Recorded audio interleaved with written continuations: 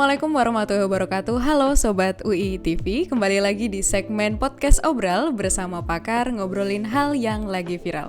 Seneng banget kali ini bersama aku Naila yang akan nemenin teman-teman semua di episode kali ini selama beberapa menit ke depan. Nah teman-teman sekalian, 30 hari sudah kita menjalankan ibadah puasa dan sampailah kita pada momentum yang sangat kita tunggu, yaitu Lebaran atau Idul Fitri.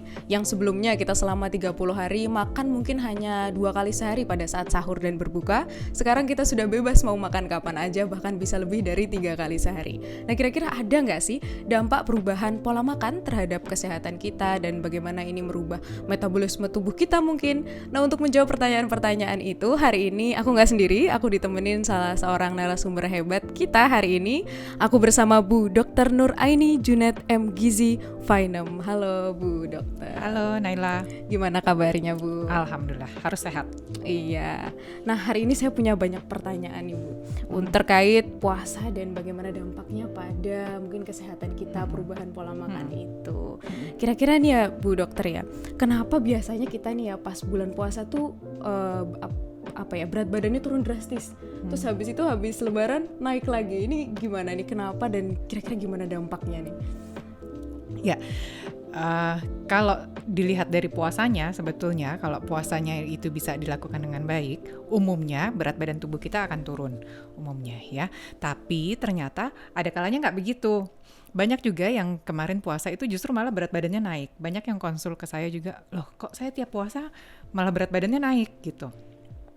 Ya, jadi nggak selalu seperti itu. Nah, tapi memang umumnya jika puasa itu bisa dilakukan dengan baik sesuai dengan tuntunan, umumnya kita akan turun. Begitu Lebaran, biasanya kan kue di mana-mana gitu ya, makanan yang berlemak di mana-mana. Nah, itu yang akan buat berat badan kita naik lagi. Dan biasanya kita kayak abis lepas gitu ya, udah abis puasa, yang defisit 3 kilo gitu dalam Lebaran 2 hari itu bisa naiknya jadi 5 kilo gitu ya, atau 4 kilo. Biasanya ada yang begitu ya. Ya, itu memang balik ke diri masing-masing. Memang yang utama yang harus kita tekankan adalah bahwa kita harus makan dengan pola makan yang seimbang. Kita harus makan dengan pola makan seimbang. Insya Allah kalau kita sudah menanamkan seperti itu, mau dalam kondisi puasa atau nggak puasa, kita akan tetap bisa melakukan seperti itu. Oke, berarti normal ya Bu ya untuk tiba-tiba mungkin selama bulan Ramadan itu turun gitu, terus habis Lebaran naik, itu mungkin karena memang konsumsinya terlalu banyak gitu ya. Iya, intinya belum disadari bagaimana pola makan seimbang itu untuk kita. Gitu. Oke. Nah itu kan tadinya selama puasa mungkin cuman 2 kali makan gitu ya, sahur dan berbuka. Habis itu setelah Lebaran mungkin balik lagi. Nah itu perubahan pola makan selama bulan Ramadan itu berdampak apa kira-kira bagi tubuh kita, atau malah lebih sehat seperti itu atau gimana Bu itu? Dengan catatan dilakukan sesuai dengan tuntunan, puasa itu amat sangat baik untuk tubuh kita, karena kalau dari penelitian aja itu sudah banyak yang menyatakan seperti itu, untuk profil metabolik kita menjadi lebih baik, kemudian untuk saluran cerna kita menjadi lebih baik dengan puasa yang dilakukan sesuai dengan tuntunan. Tuntunannya tuh gimana? Kita kalau buka, yang dianjurkan dari Rasulullah kan juga berbuka dengan 3 butir kurma gitu kan, terus kita makan setelah sholat maghrib. Makannya pun dari beberapa literatur dan para ahli agama juga menyampaikan kita tetap harus menjaga laparnya itu, jadi nggak boleh juga kekenyangan gitu kan. Gitu. Nah kalau dilakukan seperti itu bisa turun ya, tapi kalau enggak, banyak tadi yang saya bilang, dia justru malah naik berat badannya. Karena apa?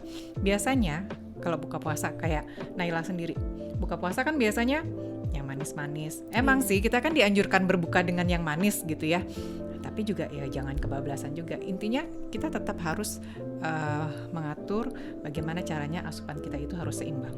Ya, apa itu pola makan seimbang? Seimbang itu artinya sesuai dengan kondisi tubuh kita. Kayak Naila sama saya, Naila jauh lebih kecil dari saya, berarti kebutuhan energinya lebih sedikit daripada saya gitu kan. Kemudian apalagi yang mempengaruhi? Aktivitas fisik kita ya, aktivitas fisik kita. Kalau Naila mungkin masih yang aktif banget gitu dibandingkan dengan saya. Kalau dilihat dari aktivitas fisik, kebutuhannya untuk Naila lebih besar daripada saya gitu. Jadi banyak faktor yang mempengaruhi pola makan seimbang. Terus kadang ada yang suka nanya, Dok, gimana sih caranya supaya tahu gitu ya, gampangnya pola makan yang seimbang itu? Kalau ngukur kalau dari gizi kan ngitung-ngitung gitu. Sebetulnya ada cara yang mudah untuk bisa tahu itu ya. Kalau kita lihat telapak tangan kita aja. Ya, telapak tangan kita ya, porsinya itu sesuai dengan telapak tangan kita. Jadi pada saat telapak tangan kita terbuka seperti ini, inilah porsi sayur dan buah yang harus kita konsumsi. Oke, sekali makan atau satu hari? Sekali makan. Sekali makan. Oh. Dalam sekali makan, ya, satu telapak tangan kita dalam keadaan terbuka ini adalah porsi sayur dan buah. Ya, jadi bukan hanya sayur. Ada orang kan yang saya nggak suka makan sayur, saya sukanya makan buah aja, gitu. Nggak bisa juga, gitu ya. Jadi sayur dan buah ini satu ini, ya.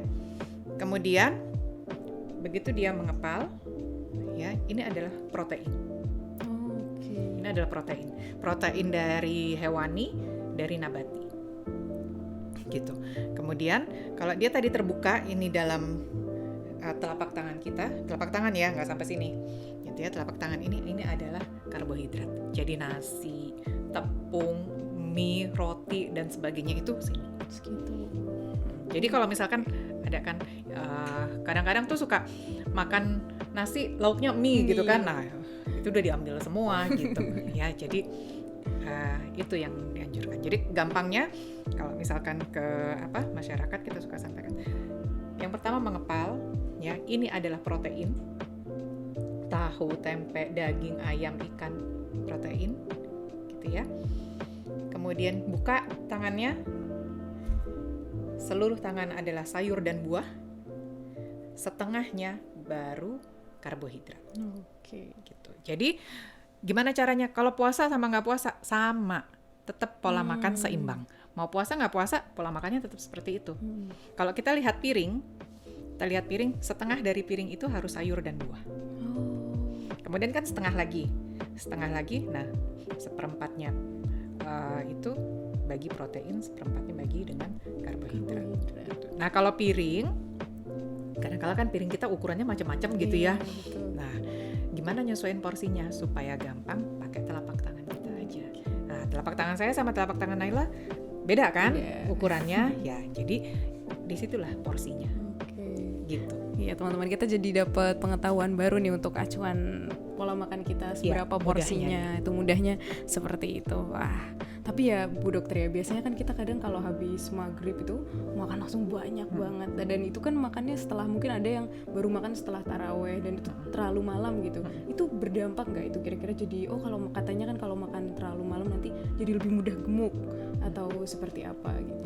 Iya, kalau makan memang dianjurkan paling tidak 2 jam, makan terakhir itu 2 jam sebelum kita tidur, gitu ya, karena itu juga untuk kesehatan lambung dan sebagainya, gitu ya. Nah, memang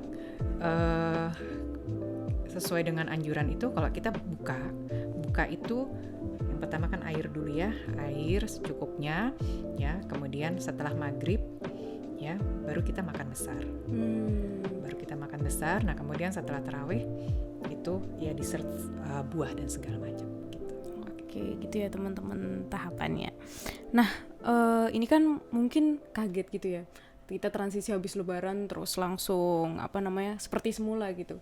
Itu adakah efeknya gitu? Mungkin kalau misalkan tahu-tahu langsung balik normal gitu, padahal sebelumnya kosong gitu dari pagi sampai maghrib nggak makan apa-apa, terus sekarang langsung balik gitu, tubuh meresponnya gimana? Kira-kira ada efek yang berbeda nggak setelah puasa itu? Ya, kalau metabolisme kita memang akan jadi lebih kacau, karena kalau misalkan kita naik turun berat badan terlalu cepat, itu akan mengacaukan metabolisme tubuh kita, gitu ya. Kalau yang di terapi penurunan berat badan itu sering banget, itu yang namanya diet yoyo. Jadi begitu turun berat badannya cepat, ya nanti naiknya juga akan cepat lagi, gitu. Apalagi kalau asupannya nggak diatur. Kemudian aktivitas fisik, jangan lupa olahraga itu tetap harus dijalanin gitu. Jadi jangan ada alasan puasa saya malas olahraga gitu ya. Nah, nggak bisa. Ya, jadi tetap olahraga. Itu karena dengan kita berolahraga yang baik, ya, massa otot kita akan terjaga. Kalau massa otot kita terjaga, metabolisme tubuh kita terjaga, itu akan menjadi lebih stabil, lebih tinggi. Kalau metabolisme tubuh kita tinggi, kita nggak akan mudah gemuk. Oke, berarti olahraga juga punya peran yang Sangat penting gitu ya, teman-teman sekalian, meskipun puasa dan pasca puasa, supaya tetap stabil meskipun pola makannya berubah, jam makannya berubah gitu. Mungkin terakhir Bu Dokter ada pesan atau apa untuk teman-teman semua nih setelah Lebaran untuk menjaga pola makannya kira-kira?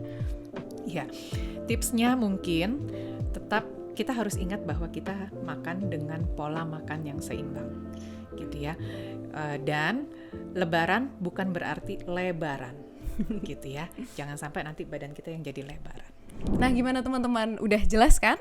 Semoga jawaban-jawaban dari Dokter Aini bisa menjawab rasa ingin tahu kita tentang pola makan, terutama pada pasca Lebaran. Tapi kalau masih ada pertanyaan, boleh banget ditulis di kolom komentar, dan kira-kira enaknya episode selanjutnya kita bahas tentang apa ya. Dan jangan lupa juga untuk like, share, dan subscribe YouTube channel Universitas Islam Indonesia. Wassalamualaikum warahmatullahi wabarakatuh.